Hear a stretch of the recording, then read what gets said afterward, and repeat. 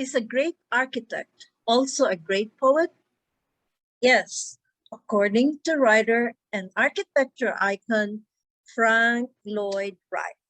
What he meant was that a great architect is an artist and is connected with his or her inner muse, a creative thinker with the love of beauty and design. And so it is with our featured author and poet, Danilo Lopez Roman. Good evening, fellow writers and friends. Welcome to the September edition of the Author Showcase series of the South Florida Writers Association, a nonprofit organization whose mission is to promote literary arts and support writers. Visit our website at southfloridawriters.org for more information, member benefits, and to view the videos of our other authors.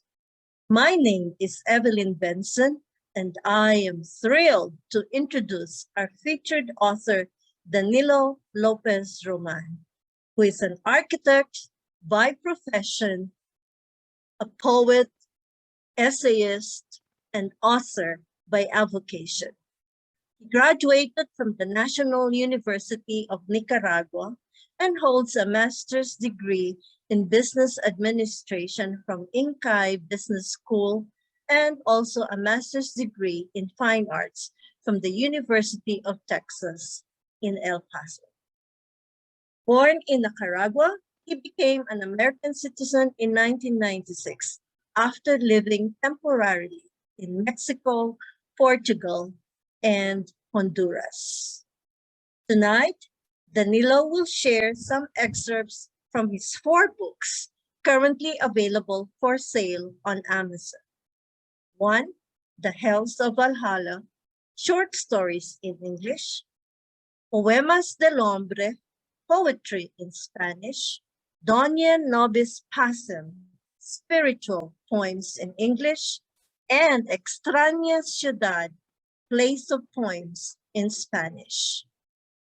His poems have appeared in many printed and electronic media in English and Spanish, like Carrier Pigeon, Lock Raven Review, Hayden's Fairy Review, Banquiana, El Paz y la Serpiente, the Chachalaca Review, Border Census, Ventana, and many more, and have been collected in anthologies in the United States, Nicaragua, Palestine, Venezuela, and Argentina. Friends, let's give a warm round of applause to translator, editor, anthologist, cultural promoter, and essayist, Danilo Lopez Roman. Good morning. It will be any different time of the day because this is a pre-recorded session and you'll be watching in Facebook or Instagram or YouTube. I want to thank Evelyn Benson and the South Florida Writers Association for this opportunity to talk a little bit about my books. I'm going to share my screen. I will talk to you a little bit about myself, then read some about these books, from these books. I will tell you also about my next projects, and there will be a Q&A session in the recorded portion of the video. This is a pre-recorded session, so you will have the opportunity to leave your messages and your comments in YouTube, Facebook, and other media. And I will be glad to answer to all of them. So today, I'm going to talk to you about number 1, Hells of Valhalla, then Dona Nobis Pacem, Extraña Ciudad, and Poemas del Hombre. About myself, I will talk to you about myself in a poem. Terra Incognita. I was born in a city that is not Miami. It was a city it was a valley with dirt streets and wandering dog packs. There were gray grazing cows and wooden carts pushed by dingy kids. There were blind, limpy beggars and creepy peeping toms in the backyards. There was a canal full of filthy waters and garbage, and small plank houses about to fall apart. There was a paper boy with twinkling shillings in the leather bag, and barefooted girls with warm tortilla baskets on their heads. There was an art sharpener and a fat bread baker, both on bicycle. There was a neighbor with a slow daughter and a married one.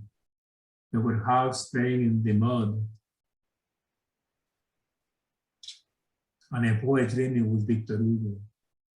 There were convenience stores brimming with tin toys and candy, and wagons with metal milk containers pulled by a pair of drooling oxen.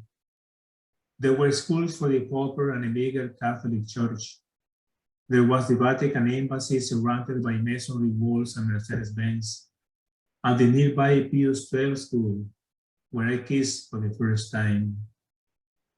I often ask myself, what animals my slingshot would have hunted had I been born in Madagascar, or what games would I have played had Sam Stevenson replaced Jose Luis?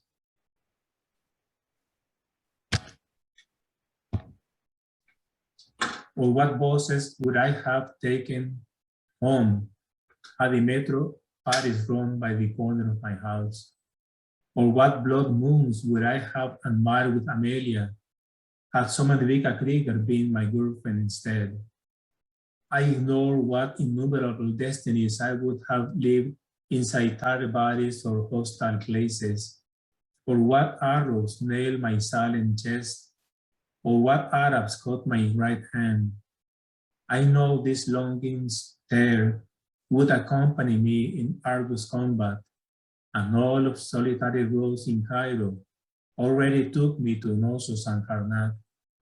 I know my fingers drew those faint buffaloes in Altamira, and in the remote place of Alpha Centauri, Tahor showed me the sacred crystal with which the spirits revealed to me the holy secrets of the cosmic mind.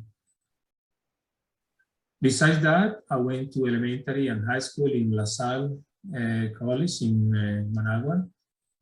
I have a degree in architecture, master's from INCAE Business School, Business Administration, and a Master of Fine Arts from the University of Texas. I think that every writer is informed by something. What informs my poetry? My writing is informed by being born in a poor neighborhood in 1954, a love letter that I received when I was 10 years old, having to choose between literature and engineering when I was a teenager, getting married at 19 and then divorced 4 years later, having participated in the 1979 revolution in Nicaragua, marrying again in 1980, living in Mexico, Portugal, and Honduras, and then having to choose between coming to USA or going to Canada or Australia, moving to Miami in 1985, becoming a citizen in 1996, and of course my wonderful wife, my 3 daughters, their husbands, and my 6 grandkids. The Hells of Valhalla is a 24-story book. The short stories talk about different things. For example, in one of them, a child watches in horror how a group of people worship death. In another one, 3 teenage friends look for trouble when they skip class in pursuit of the pleasure of the flesh. A virgin witnesses a rape. Einstein, Oppenheimer, and Wonder Woman have a tete-a-tete. 2 siblings separated by a strange barrier go separate ways. One plays, the other enters the Sagrada Familia Church in Barcelona. A man digresses a novel that exists nowhere and everywhere. A soldier tells his experience in Afghanistan. Someone deciphers a message from a space traveler. A magic gold throne is stolen in Ghana, or is it? A hard-working man lives a plenty and dies alone in one thought. During World War II, a lonely soldier finds a secret place and the courage to find his fate. A man on a chaise longue visits people and places in the eternity of an instant. A young boy rushes against time to be with mother. These are stories about reflection, surprise, and hope, and it's available in Amazon. I will read this excerpt from the Hells of Valhalla, which is the story that gives title to the book.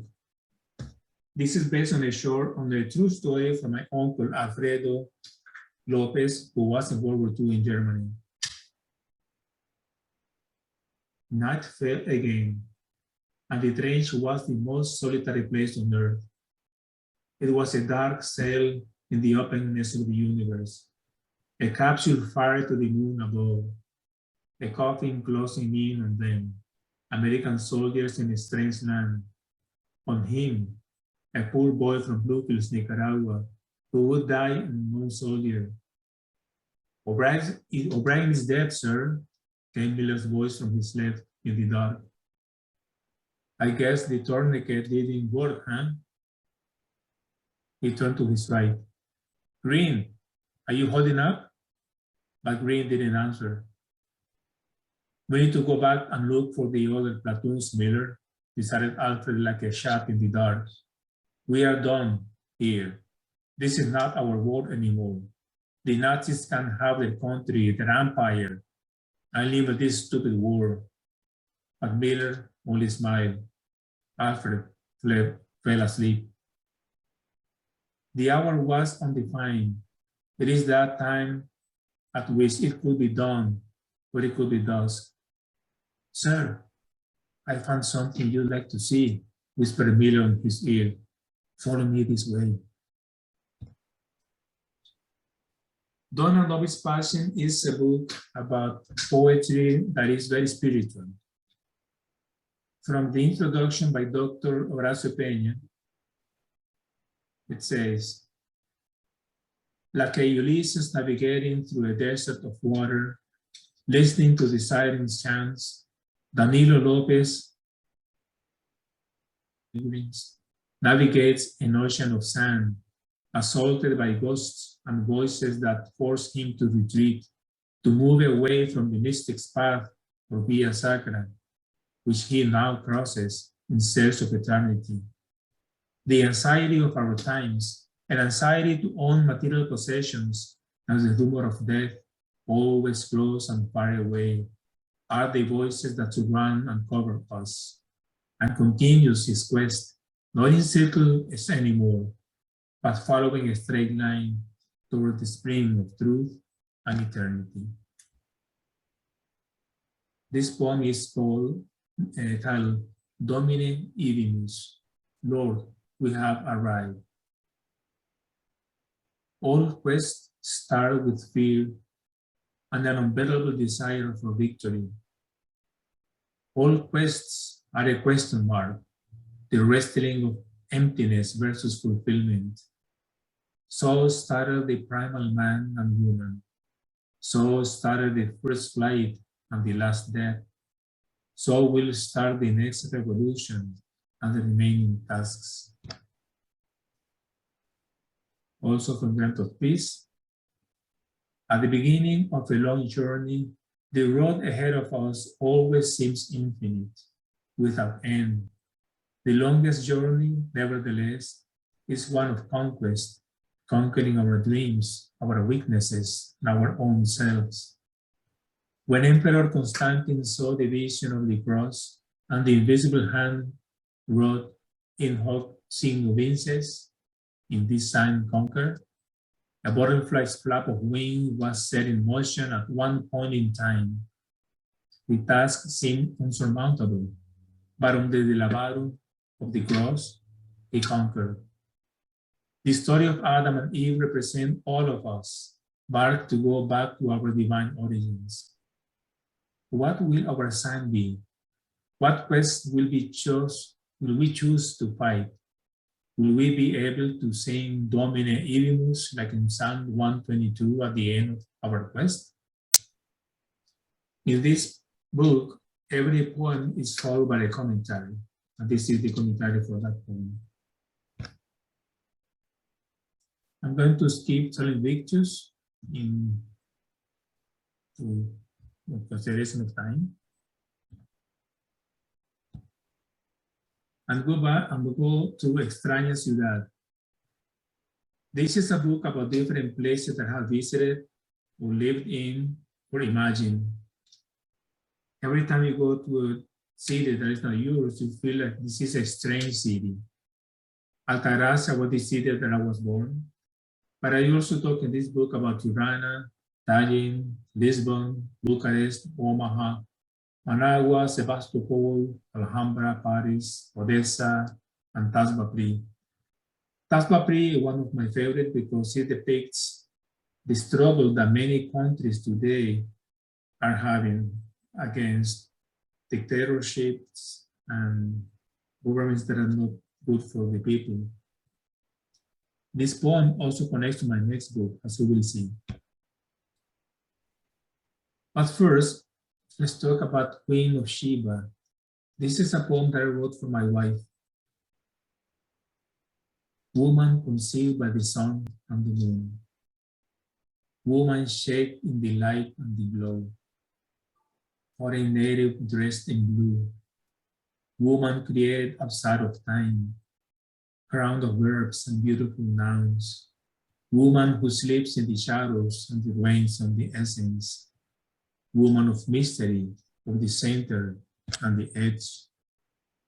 Fruit born of vales and forests, eternal leaf, treasure, delirium. May your smile light my path, and your eyes fix my aim. May your magic bewitch me. May it lift my ankles and drive my vessel. May it bloom my garden and blossom my trees. May your ephemeral hands transform my dreams. Woman of long silence and regal pose. Behind your gaze, your eyes announce other gazes, and the peace, and the tremor, and the light, and the core, and faces, and friendship, and forbidden love. On your skin, the dreamer's love is redeemed, and the fears of the abandoned dissolved. Beyond your image lay the fantastic hills of paradise, inhabited by Bedouins and shepherds. They greenish all day with the noise of your smile. I stroll beneath your grove which uncovers other gardens, entire cities where kings govern over infinite empires and castles of granite. Your eyes are the millenary conquest your feet caress. Your voice is the music of desire. Your mouth proclaims the eagle, and the wisdom, and the passion, and the worship. Beyond your figure, other nights await with golden flowers and infinite walls of stars. My queen, may your lips pronounce me so that I may exist. Lastly, TASBA means free land in Miskito language in Nicaragua. Nicaragua, for those who don't know, has Honduras to the north, Costa Rica to the south, the Atlantic Ocean to the east, and the Pacific Ocean to the west. So it is in the very center of Central America. This area here is inhabited by indigenous people with their own language, and they were forced by the Sandinista government to be relocated to a different land, so they could not fight against the so-called revolution of the Sandinistas.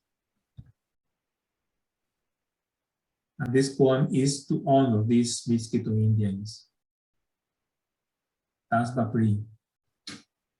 Those were the days when recent martyrs scrutinized us from banners and street names. TASBA Pri lay silent like a phoenix still in ashes. In those days, fooled by slogans and grand promises, Young patriots they fell to flesh in which cannons fed. In thin lines, we marched through misty mountains and dense confusing rivers. Horse machines hover above us, dropping fruits of deadly entrails. We, quiet mosquitoes, tossed the land the alien seas. Dark soldiers took me away one night. They pulled me like a beast torn prey.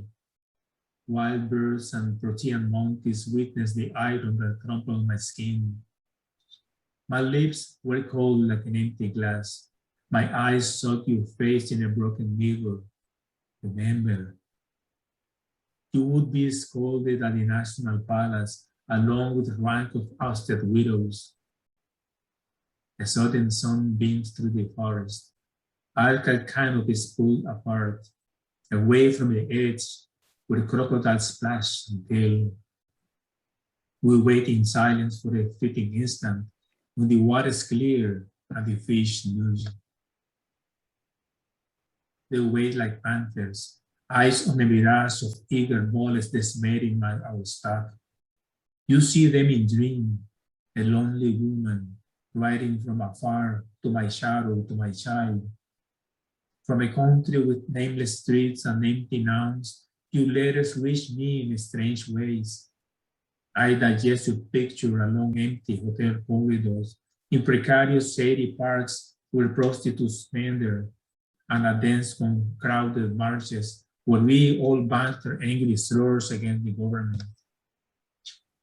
If you could listen to the rains I've seen, boys with broken kites, their siblings and dogs sacrificed, entire families slaughtered in the name of peace and revolution. What will be of them in coming years? How long will Bilwi, Kukalaya, and Wawaboom bleed? How does this land hold its ground in front of mad Judases and assassin Goliaths? For 20 weeks they have tormented me. They show me pictures of broken bodies and limbs severed in rabid razzias, but I don't yield. A golem soldier excoriates my skin. He groans the verdict awaiting my turn. A giant blade shines on my pupils, announcing the intention, the neuter, at the end. Lastly, Poemas del Hombre, Poems of Man.